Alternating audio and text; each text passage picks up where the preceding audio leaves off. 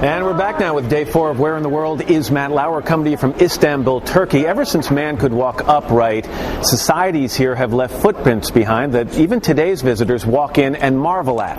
We want to tell you it's always nice to have Lester Holt join us on one of these Where in the World locations. He's been in Dubrovnik for us, in the Boeing plant, and now Istanbul. Pal, good to have you. Good to see you. Pleasure. Thanks for having me. What an amazing country. It's nice, isn't it? I have been here all week. You know, it was here in Turkey, Matt, that Julius Caesar muttered those famous words, I came, I saw, I conquered. Well, I've done a whirlwind tour of Turkey, and I can say I came, I saw, but it was Turkey that conquered me. Locals say it had been tourism's best-kept secret. Turkey is blessed with historical antiquities, incredible natural beauty, and vibrant resorts such as Bodrum. Well, I like vibrant resorts. Take me to Bodrum. In just a few weeks, this quiet seaside town will be teeming, becoming one of the Mediterranean's raciest hotspots.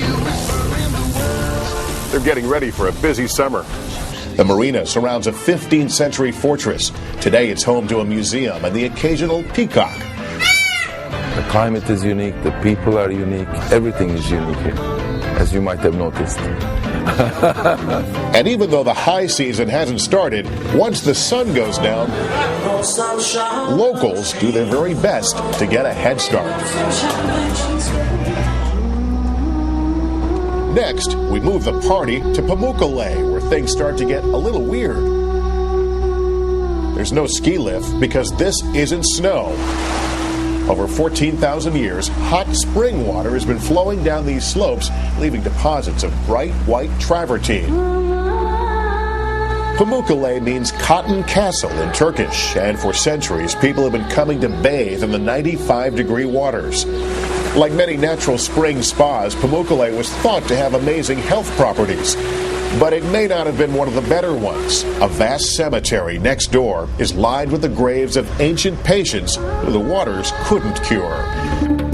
Being healthy enough, we left for eerie Cappadocia. This part of Turkey's heartland seems from another planet. Wind and water erosion chisel away the rock to create these unique fairy chimneys. The soft lava made it easy for the earliest settlers to carve cave homes right into the chimneys themselves, and for the earliest Christians to escape persecution by digging more than 30 secret cities deep underground. I'm guessing there were no 6'2" Christians back then. This way? Yes.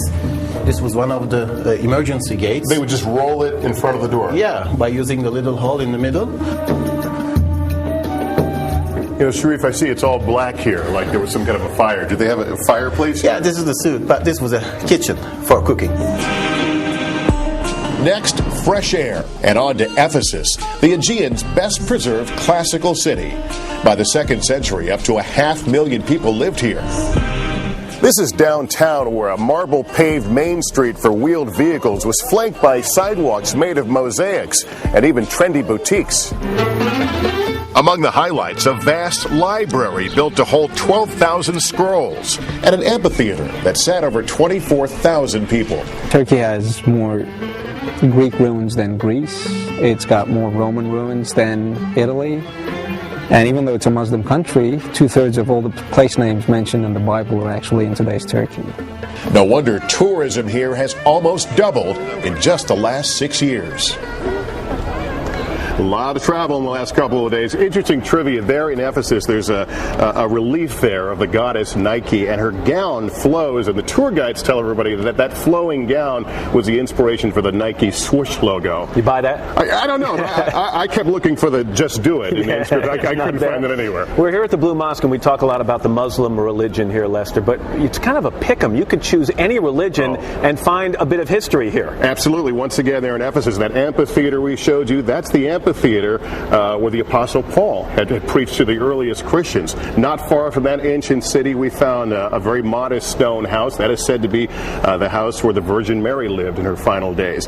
And then, of course, we've all read the biblical story of Noah's Ark. The Bible says it came and landed in the mountains of Ararat. Well, there's a satellite image that has intrigued scientists and the faithful for years, wondering if that, in fact, is Noah's Ark there, embedded in the mountains. And it's seen in that satellite view. Never never been proven, but again, it's been a source of a lot of intrigue and fascination. I'm jealous you got to go around so much. By the way, when people hear Turkey and they think about sultans, also they think about harems. And actually, it did. Why am I talking to you? Who knows more about harems than you, right? But actually, they did exist until the early 1900s. As a matter of fact, at the Ottoman palace, Topkapı Palace, 300 women were said to vie for the attention of the Sultan. By the way, the baths there are nothing to sneeze at either. They boasted an interesting security system, a gilded locking gate that would protect him from being murdered while he was washing his hair. And the treasury is filled with rare jewels, including what's called the spoon maker's diamond, 86 carats.